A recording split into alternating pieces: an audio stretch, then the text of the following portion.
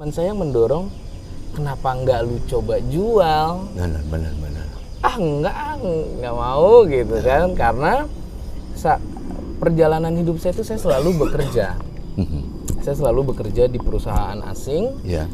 Karena background saya pun saya lama di Eropa, jadi kebetulan bahasa Jerman saya lancar, jadi saya selalu bekerja di perusahaan asing, perusahaan Jerman. Auf Wiedersehen. Auf Wiedersehen.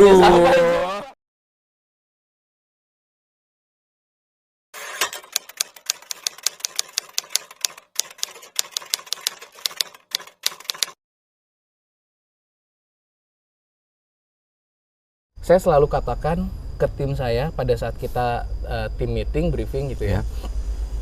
Kan 100%. Campur tangan Allah itu 75%. 25%-nya itu penggabungan dari kerja keras kita, usaha kita, kreativitas kita. 75% itu benar-benar datangnya, kalau prinsip saya, itu campur tangannya Allah. Jadi kita itu hanya 25% porsi yang oleh tangan kita sendiri. Nah, seperti itu Om Irwan. Jadi saya selalu tekankan ke tim, kita tidak boleh sombong, kita tidak boleh jumawa, kita menjadi seperti ini sekarang. Itu semua 75% atau bahkan mungkin lebih. Itu karena kesempatan yang Allah kasih. Apa artinya kita bisa mendesain dengan bagus, kita punya tingkat kreativitas yang sangat tinggi, tapi sama Allah pintunya ditutup, selesai kita. Setuju, Mas. Gitu loh Om Irwan. Jadi tetaplah kita down to earth gitu ya, dan kita menjalani apa adanya dan jujur. Itu dia. Gitu loh. Memang namanya pohon, kadang-kadang satu dan lain hal kita nggak tahu, nggak ada angin, nggak ada hujan, tiba-tiba sakit. Ya pohon sakit jangan kita jual. Jangan kita bohong-bohongi customers. Atau misalnya pohon yang tidak bisa pada suatu area tertentu, kita bilang, oh bisa kok, supaya laku gitu ya. Bisa kok pohonnya di area tertentu. Jangan dong, kan kasihan. Nah jadi berangkatlah dari kejujuran, dari keikhlasan gitu ya. Ya insya Allah lama-lama udah bisnisnya naik terus gitu. Sampai hari ini. Nah dari situ akhirnya memang saya sama istri suka mendesain.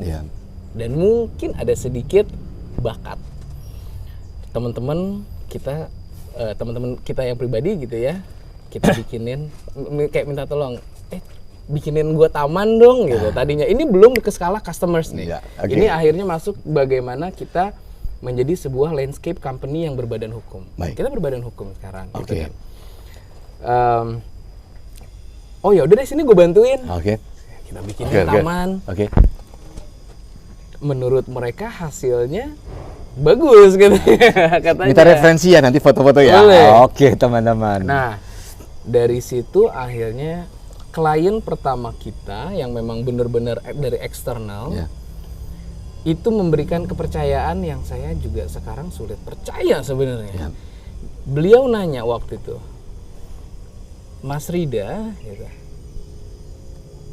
kamu berani nggak bikinin saya taman? Atau bukan berani, waktu itu pertanyaannya bisa nggak? Baik. Bisa nggak bikinin saya taman? Karena beliau waktu itu adalah customer reguler kita untuk membeli pohonnya aja. Kita belum masuk ke ranah pembuatan taman, Om Irwan. Beliau nanya ke saya, tapi memang mohon maaf saya tidak bisa sebutkan siapa, tapi memang orang yang track record di dunia bisnisnya luar biasa. Beliau nanya, Mas Rida, kamu mau nggak bikinin rumahku taman? Saya nggak berani, saya ngelihat rumahnya, Masya Allah, rumahnya kayak gentar juga gitu ya. Saya ngebayanginnya aja nggak berani Om Irwan, gitu kan. Saya jujur, Ibu, waktu itu kan ibu-ibu ya. Ibu, saya harus jujur, saya tidak memiliki basic landscape. Tapi mungkin saya memiliki sedikit selera, sedikit taste, dan juga ilmu-ilmu dan pengalaman yang saya lakukan sendiri untuk rumah saya sendiri dan untuk rumah sahabat-sahabat saya yang suka saya bikinin taman. Nggak apa-apa Mas, aku percaya. Akhirnya saya ke rumahnya, survei, saya konsepkanlah taman, saya desainkan taman. Akhirnya terjadilah taman tersebut. Beliau sangat happy. Akhirnya juga saya post di Instagram, boom, meledak. Cikal bakalnya nih. Cikal bakalnya. Di situ saya sekali lagi kesempatan dari Tuhan. Iya. Kesempatan dari Allah. Karena bukan saya yang bilang, "Bu, sini tamannya saya yang bikinin." Saya diminta, "Mas, kamu bikinin aku tamannya." Saya nolak. Saya kayaknya nggak berani, Bu, rumah Ibu Masya Allah luar biasa mewah. Iya. Saya nggak berani, saya takut salah. Aku percayain ke kamu. Nah, itu dia. Aku percayain ke kamu.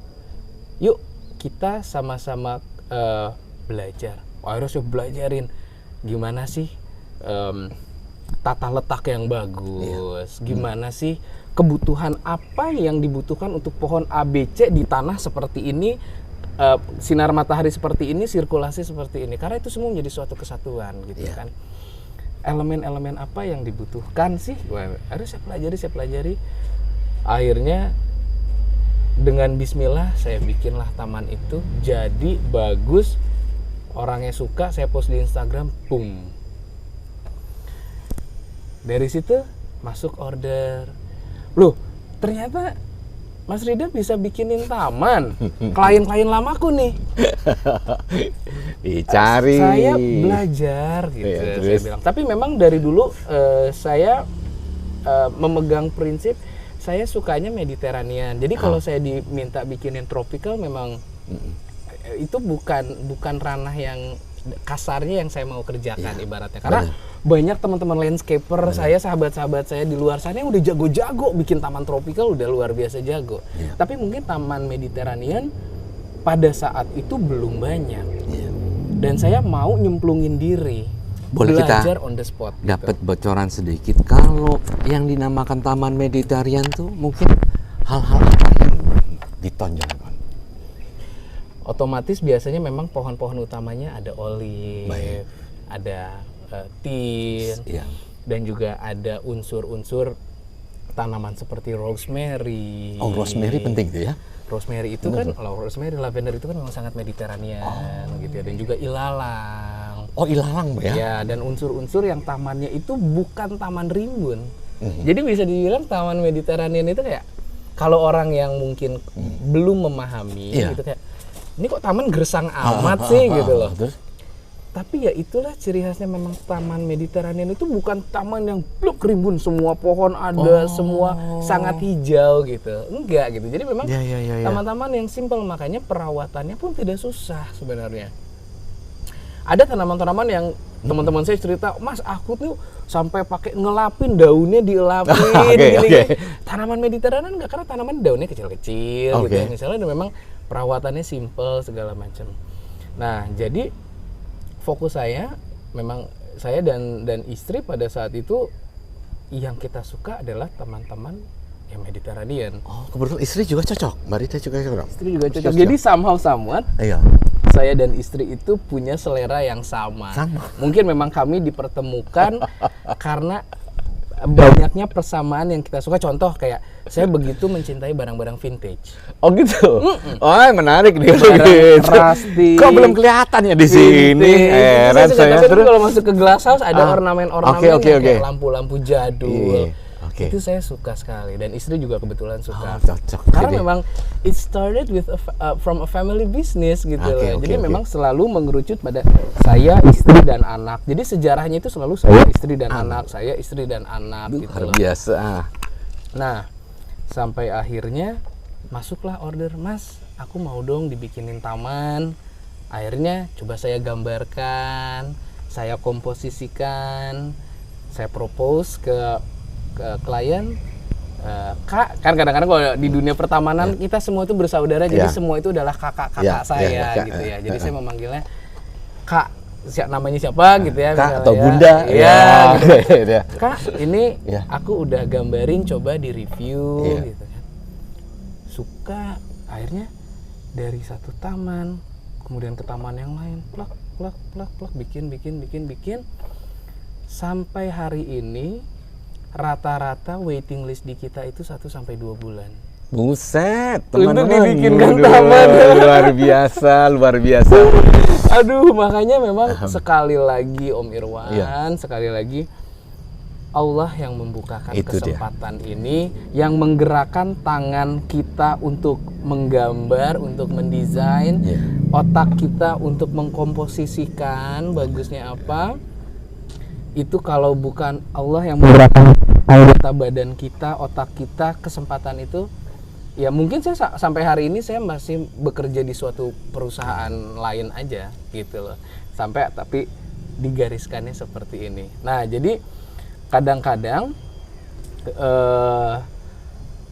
klien itu kan, Mas, aku mau dibikinin taman tapi pengen tamannya cepet. Nah, memang kalau di The House of Olive itu kita nggak bisa cepet, Om Irwan.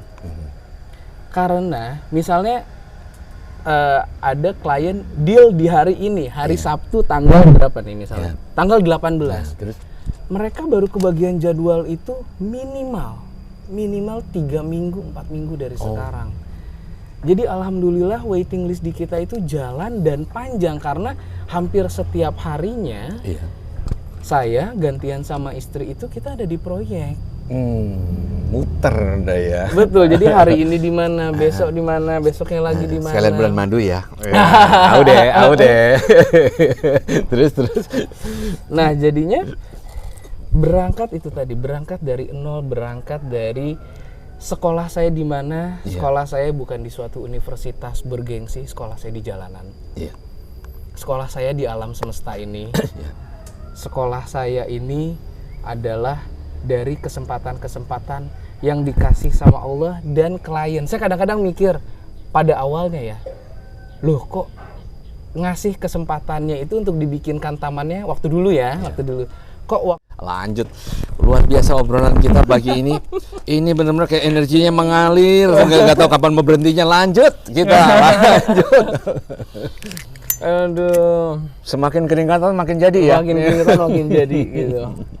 Nah, ini memang ya sebenarnya kan ini ya mungkin ada yang bilang ya ini rahasia dapur, rahasia perusahaan, tapi ini saya buka semua ke Om Irwan. Bener. Makasih. Tujuan saya mudah-mudahan menginspirasi yang lain. Betul. Menginspirasi juga bahwa kadang-kadang gini, orang suka mikir ya udah takdir saya hanya untuk seperti ini.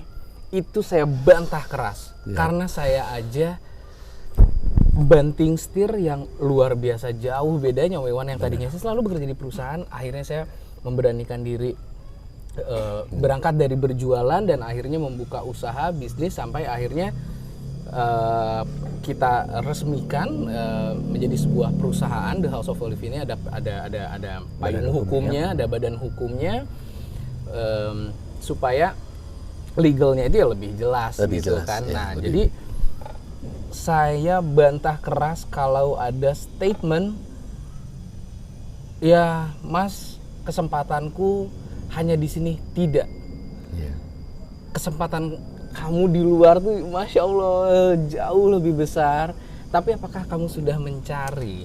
Apakah kamu sudah mengasah gitu loh. Kadang-kadang suka ada sahabat-sahabat saya yang curhat gitu ya. Gue pengen dong bikin usaha sendiri kayak lo, tapi kayaknya nggak mungkin. Lo nggak boleh ngomong gitu. Tidak ada yang tidak mungkin. Tidak ada yang tidak mungkin. Memang selama kita ikhtiar, selama kita mencari, dan memang ya kesempatannya dikasih sama Allah, sama Tuhan gitu ya. Sangat tidak mungkin tidak bisa terjadi karena sama saya kealamin sendiri gitu. Sekali lagi kita mulai dari nol. Kita tidak punya apa-apa, berlandaskan niat baik, ya alhamdulillah sampai sekarang. Jadi kita ini bukan cuma bicara tentang olive, tentang pohon-pohon tanaman, tapi juga ini tentang kita banyak belajar tentang, boleh dibilang ini ada sharing ilmu kehidupan dari Mas Rida, luar biasa banget. Yang boleh dibilang Mas Rida ini tadinya juga sudah aman nyaman, ibarat misalnya tinggal dalam gua, gitu, sudah aman nyaman, harus memberanikan diri akhirnya untuk keluar dari gua lah Mas. Dan memang begitu kita keluar dari gua ya kita akan mengalami suatu suasana yang sangat berbeda dengan di dalam gua. Betul. Dalam gua mah enak, minimal udah ada teduhan, nyaman. Betul. Artinya kita udah naungan perusahaan besar biasanya. Betul. Ya. Tinggal ibarat ngantuk-ngantuk dikit kayaknya nggak, bulanan ada Belum ada. Tapi begitu keluar lain cerita. Kisahnya gimana tuh, Mas? Nah, waktu saya mau akhirnya memutuskan keluar dari kantor saya. Drama itu pasti. Saya izin ke sesepuh saya, itu orang tua saya gitu ya. Respon kalimat pertama mereka kasarnya kasarnya itu kayak, lu gila, kasarnya. Lu makan tapi apa? Itu kasarnya kan tentu dibahasakannya dengan yang lain. Tapi kalau kita lu gila mau keluar dari kantor yang terus bagus, posisi bagus, gaji bagus, bergengsi. Nah, teman-teman nih terus. Lu mau jadi ibaratnya tukang kebun, kasarnya gitu ya. Di mana logikanya? Karena memang orang tua saya mungkin pemikiran masih yang sangat anak itu harus bekerja di suatu perusahaan yang pokoknya kolot gitu. Tapi saya bilang insya Allah ini jalan yang saya mau ambil dan saya mau terjun karena saya percaya sama takdir Allah, takdir Tuhan yang saya kasih. Tidak banyak yang tahu dan waktu itu pun bahkan orang tua saya tidak tahu, tapi akhirnya saya ceritakan sampai mereka menangis.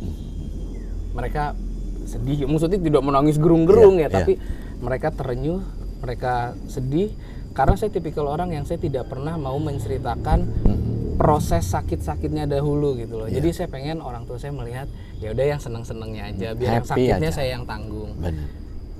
Dan ini pun juga saya ceritakan ke tim saya untuk menginspirasi mereka. Sebelum saya punya mereka, saya di rumah, kebetulan meskipun rumah saya sangat sederhana, ada taman kecilnya, tapi saya pun punya orang yang saya hire untuk menjadi dalam tanda kutip gardener di rumah saya. Meskipun saya punya gardener, saya bilang tadi sekolah saya itu di jalanan, sekolah saya itu di alam semesta ini. Saya berangkat waktu dulu saya berangkat ke rumah klien, saya bawa semua peralatan, selang, pupuk, kompos, saya menjadi gardenernya mereka. Kalau saya ceritakan ke teman-teman saya, nggak akan ada yang percaya. Nggak percaya gitu ya. Saya menceritakan ke orang tua saya, juga mereka pasti tidak akan percaya. Karena mereka, teman-teman saya misalnya kayak, masa sih nggak mungkin gitu loh seorang Rida mau jadi tukang kebun orang, karena saya anggap itu adalah sekolahan saya juga. Setuju. Jadi saya kesampingkan rasa malu, saya kesampingkan status saya sebagai tukang kebun waktu itu. Saya tidak malu, saya tidak merasa gengsi atau apa, karena saya tahu ini sekolahan yang harus saya tempuh. Sampai akhirnya saya ceritakan ke ibu saya pun, dia sampai wah sebegitunya kamu mau belajar ya gitu. Begitu loh. Sampai akhirnya saya bisa memberikan ilmu pengalaman ke tim saya. Begini loh cara pruning yang benar, cara mangkas gitu ya. Cara mangkas yang benar. Begini loh cara memupuk yang benar. Begini loh cara menanam yang benar. Kalau saya tidak lalui itu, saya tidak punya ilmunya, hanya tong kosong aja gitu kan. Tapi karena saya udah menjalankan prakteknya, saya tahu persis bagaimana cara merawat dan membuat suatu tempat yang tadinya mungkin belum terlalu indah menjadi indah. Karena disitulah sekolah saya, pengalaman saya, dan kesempatannya itu saya kesampingkan semua rasa malu yang nggak apa-apa gitu. Teman-teman saya ceritain dulu nggak akan percaya. Dari perusahaan yang sangat bergengsi, posisi yang sangat krusial bergengsi, saya berubah menjadi seorang kasarnya tanda kutip tukang kebun. Tapi buat saya itu adalah pekerjaan atau profesi yang saya sangat cintai, karena begitu tamannya saya bikin, begitu tamannya saya rawat, ada kebahagiaan dari mereka karena melihat tamannya menjadi bagus, dan itu energi buat saya. Dan itu yang nilainya lebih mahal daripada adanya sedikit keuntungan yang saya dapatkan. Tapi kebahagiaan dari mereka yang memiliki rumah tersebut yang kita bikinkan tamannya happy, itu buat saya lebih happy daripada keuntungan semata. Teman-teman, ini luar biasa sekali. Saya cuman bisa nggak usah pakai kata apa-apa lagi. Adinda tercintaku. Aduh. God bless you. Irwan, terima kasih. Irwan. Rida, The House of Olive. Ditunggu teman-teman. Terima Nuhun kasih. ya, atur nuhun. Terima kasih. Main Mudah-mudahan sedikit menginspirasi. Amin. Amin. Ayo jalankan tugasnya. Ya, siap Om Irwan. Teman-teman, salam semuanya, sehat selalu. Ekstra.